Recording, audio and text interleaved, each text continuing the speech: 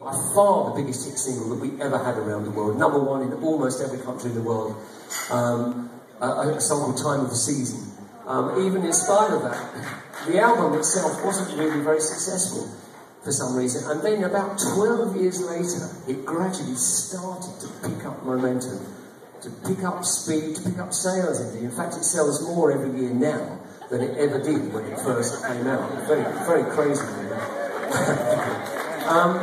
And in fact, the first guy that people started to talk about it, and the first guy who was really contemporary at the time that started to talk about it was Paul Weller. When Paul was with the Jam and #1 in the UK charts, and had several tracks in the UK charts at that time, he was asked what his favourite album of all time was, and he chose this particular album.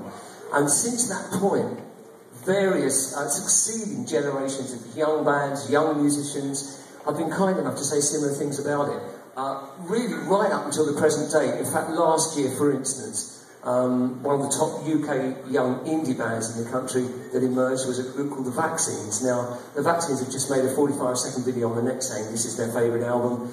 And from another direction, Dave Grohl from the Foo Fighters he said on the Scandinavian TV interview, there was a section which said, in inverted commas, what is the track that changed your life? And he chose Carousel 44, which is the first track from this particular album.